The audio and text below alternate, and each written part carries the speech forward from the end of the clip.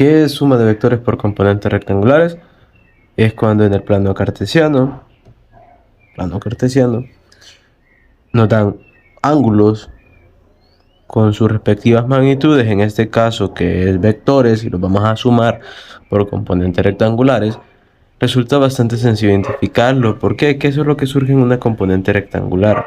Bueno, en una componente rectangular básicamente se nos forman diferentes triángulos rectángulos. Por ejemplo, si nosotros tenemos un triángulo rectángulo de esta manera, muy parecido a lo que vamos a generar acá, donde vamos a conocer el ángulo que está pegado hacia el lado del vértice, vamos a desconocer el adyacente para el caso de acá, pero nos van a dar este valor de la hipotenusa.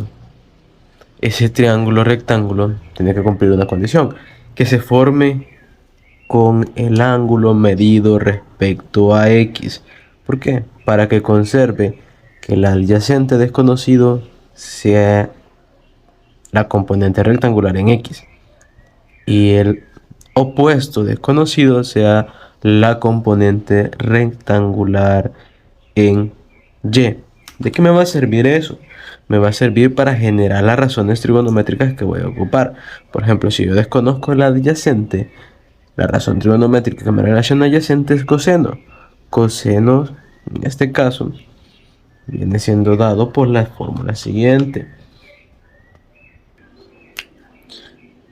El coseno del ángulo es igual al adyacente sobre la hipotenusa.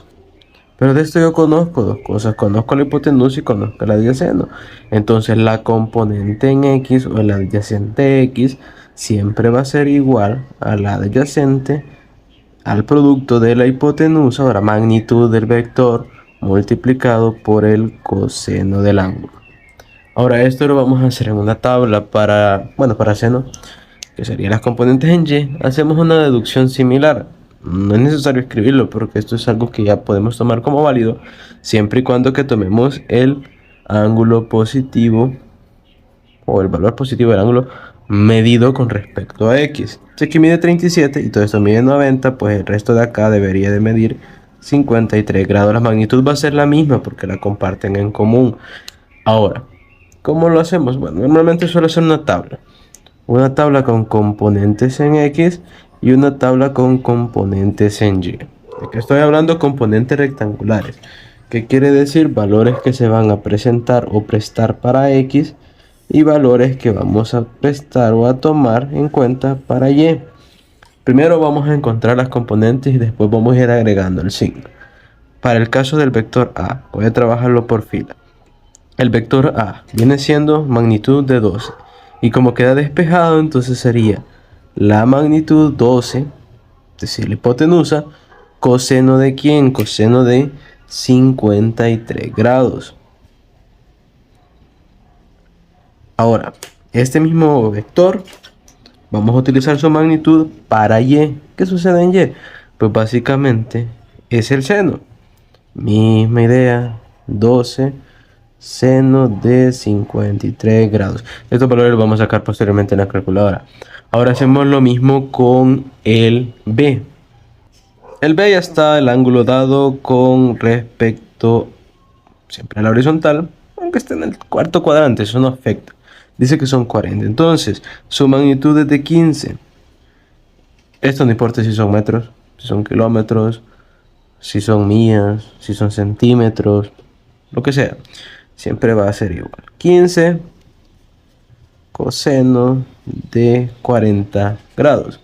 Escribir la unidad aquí es con tape ausente, pero se puede poner 15 seno de 40 grados.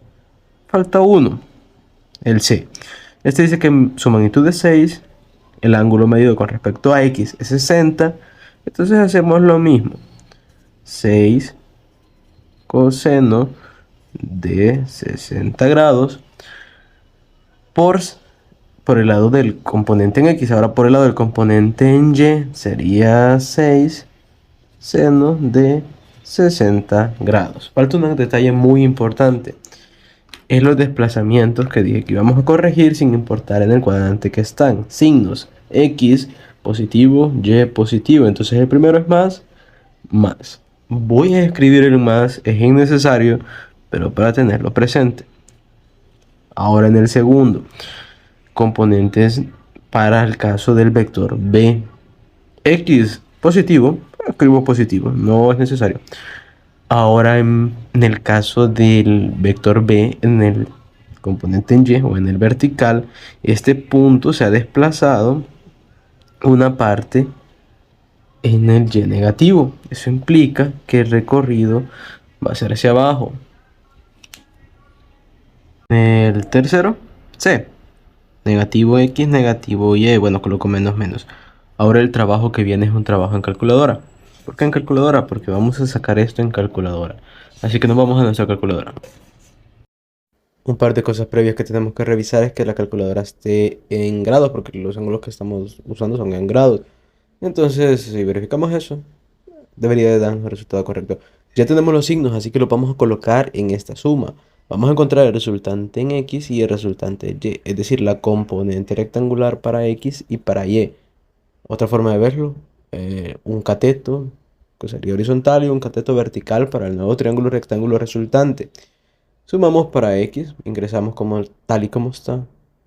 No ponemos los signos, ya nos va a generar otro detalle. Copiamos el resultado con el signo que obtengamos, es decir, en el primer caso, esperaríamos un positivo, 15.71. Componente en X, componente en Y, vamos a hacer más o menos lo mismo, solo que en este podríamos esperar un resultado negativo, porque tanto 15 y 6 son negativos y son los mayores. Por simple propiedades de los signos, podemos llegar a pensar esta parte y estaría correcto. Ingresamos a nuestra calculadora y verificamos el resultado y efectivamente obtenemos el menos 5.25. ¿Encontramos dos vectores resultantes? No. Hemos encontrado las componentes del vector resultante. Si lo vemos en el plano, el 1571 es un punto y el menos 525 es el otro. El detalle es que el 1571 no lo puedo colocar porque en este plano no cabe. El menos 525 sí, vamos a usar para encontrar la resultante. La resultante no es nada más que Pitágoras A al cuadrado más B al cuadrado. A 1571 y B 575. Nuestra calculadora raíz cuadrada de esto y vamos a obtener el resultado que sería de 16.56 aproximadamente. Lo verificamos en nuestra calculadora y efectivamente eso es. Ese es el vector resultante de estos tres vectores.